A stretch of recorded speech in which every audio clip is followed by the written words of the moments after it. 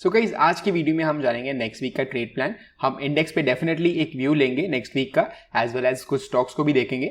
ज्यादा स्टॉक्स मेरे watch list में नहीं है इस हफ्ते में, बट डेफिनेटली हम स्टॉक्स को भी देखेंगे। So let's start the video without any further delay. And guys ये निफ्टी का डेली चार्ट है एंड एज ऑलवेज जैसे हम देखते हैं हम 50 EMA को स्लोप को देखते हैं टू आइडेंटिफाई द ट्रेंड। तो यहाँ पर हमें क्या दिख रहा है clearly that the 50 EMA slope is on the upside, यानी ये दोनों लाइंस जो है 50 पीरियड का हाई एंड लो है, राइट। तो उसे हमें एक बैंड मिल जाता है और वो अगर अपसाइड ट्रेंडिंग है उसका मतलब बेसिकली ये है कि the market is trending on the upside और हमें पोजिशनली फॉर मल्टीपल डेज या वीक्स हमें लॉन्ग रहना है, हमें शॉर्ट नहीं रहना है।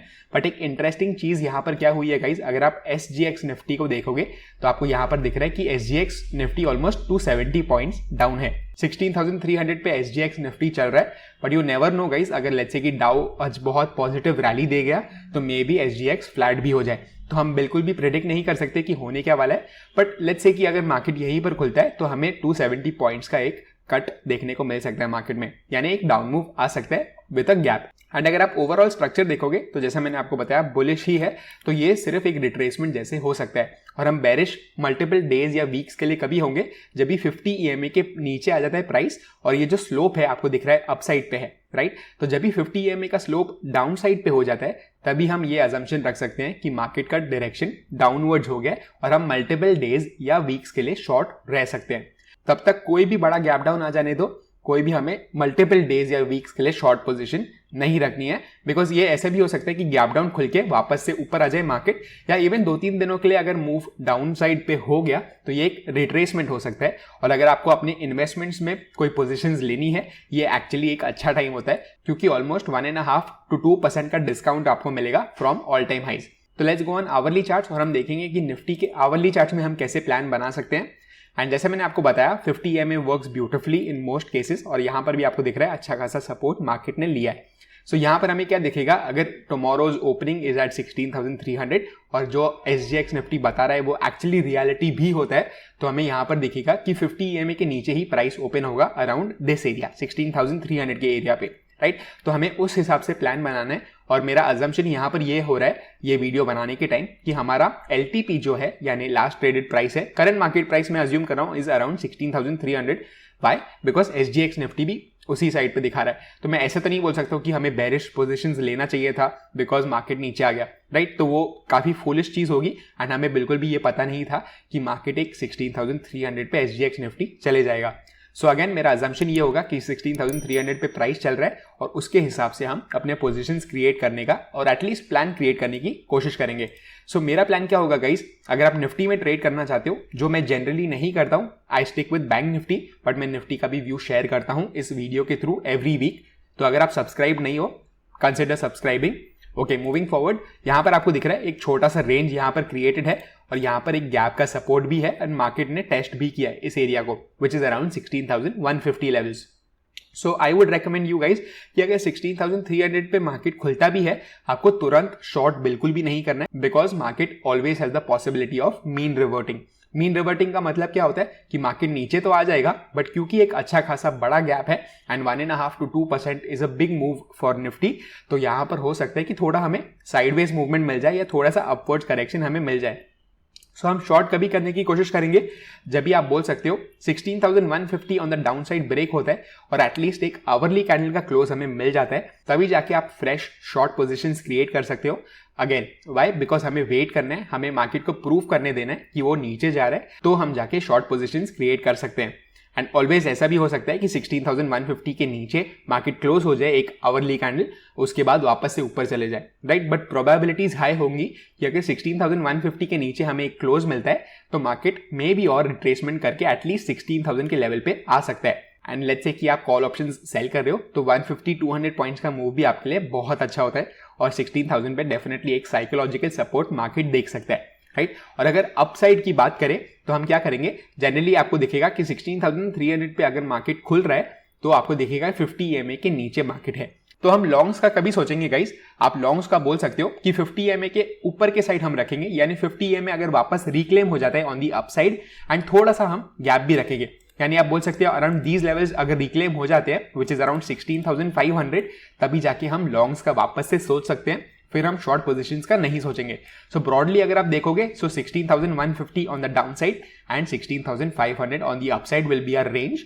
और जैसे मैंने आपको बताया, लेट्स से 16,300 पे मार्केट खुलता है, आपको बिल्कुल भी कुछ नहीं करना है, let the market show you कि और भी मैं नीचे जा रहा हूं या वापस से ऊपर जा रहा हूं। बिकॉज ऐसा भी हो सकता है 16,300 पे खुल के काफी लोगों को मार्केट डरा देगा एंड वापस से ऊपर चले जाएगा। This is always a possibility. या ऐसा भी हो सकता है कि 16,300 से मार्केट नीचे चले जाए। तो किसी को भी नहीं पता क्या एग्जैक्टली होने वाला है। हम सिर्फ अपना ट्रेड प्लान क्रिएट कर सकते हैं, जो यहां पर मैं आपको हेल्प कर रहा हूं बताने में मेरा trade plan. So again market भले ही 16,300 पे ओपन होवे, आपको इन दोनों ranges again 16,500 on the upside and 16,150 on the down side के ब्रेक होने का वेट करना है। जो भी साइड ब्रेक होता है उस साइड का डायरेक्शनल मूव आप ले सकते हो एंड आप उस हिसाब से अपने ऑप्शन स्ट्रैटेजीज चुन सकते हो और एटलीस्ट आप प्लान कर सकते हो कि अगर आपके व्यू के साथ मैच हो रहा है तो जाके आप अपने स्ट्रैटेजीज को इंप्लीमेंट कर सकते हो। So let's go on bank Nifty now और उसके बाद हम कुछ स्टॉक्स को भी देख लेंगे। सो गाइस, ये बैंक निफ्टी का डेली चार्ट है और अगर आप प्रीवियसली इस चैनल को फॉलो करते आ रहे हो तो हमने इस रेजिस्टेंस का बहुत टाइम बात किया हुआ है एंड 36,500 एक अच्छा खासा रेजिस्टेंस है। हमने ये काफी वीडियोज में बात किया हुआ है ट्रेड प्लान वाले स्पेसिफिकली, राइट। बट यहां पर हमें डेली चार्ट पे क्या दिख रहा है कि स्टिल द 50 EMA का स्लोप जो है वो अपसाइड पे है, यानी जो ओवरऑल ट्रेंड है वो अभी तक बुलिश है। बट लेट्स से कि अगर 1-2% का गैप डाउन आ जाता है तो ये पॉसिबिलिटी है कि ये ब्रेक डाउन हो जाए। यानी लेट्स से 2% का गैप डाउन अगर हो जाता है तो मे बी हमें 35,000 के नीचे एक मूव देखने को मिलेगा।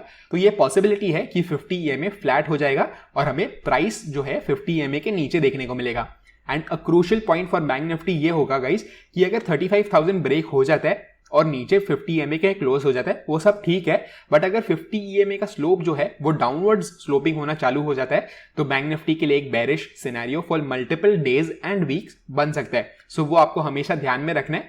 एंड स्पेसिफिकली ये जो लोअर एरिया पे सपोर्ट्स है, मैं डेली चार्ट का एनालिसिस कर रहा हूं यहाँ पर, हम आवरली चार्ट पे भी करेंगे, बट डेली चार्ट पे अगर आपको ये देख रहा है, सो यहाँ पर अगर 34,000 ब्रेक होता है गाइस तो ये बुल्स के लिए बिल्कुल भी अच्छी न्यूज नहीं होगी, बट बेयर्स के लिए डेफिनेटली अच्छी न्यूज हो सकती है।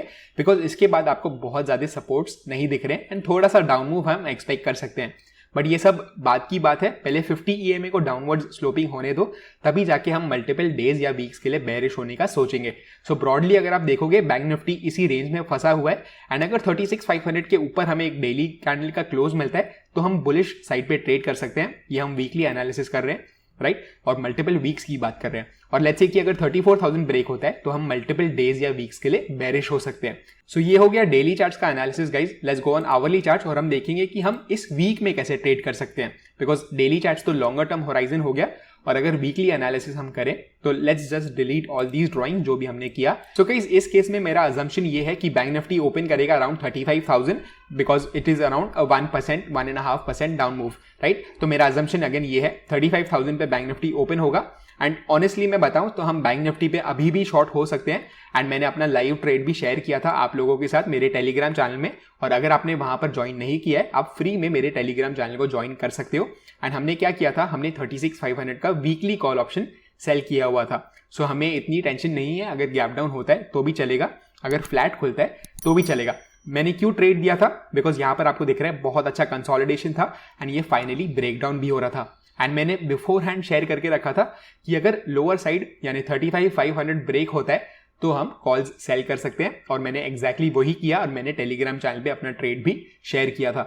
And moving back to our analysis guys, तो हम लॉन्ग्स का कभी सोचेंगे अगेन जब तक 50 EMA on the upside reclaim नहीं होता है तब तक हम लॉन्ग्स का बिल्कुल भी नहीं सोचेंगे। एंड इनफैक्ट अगर आपको और भी श्योरिटी चाहिए लॉन्ग्स की, तो अगर आपको बहुत सेफ रहना है आप क्या कर सकते हो, जैसे हमने डिस्कस किया था डेली चार्ट्स पे 36,500 एक रेजिस्टेंस जैसे एक्ट कर रहा है, तो जब तक 36,500 ब्रेक आउट नहीं होता है तब तक आप वेट कर सकते हो और आपको लॉन्ग्स करने की बिल्कुल भी जरूरत नहीं है।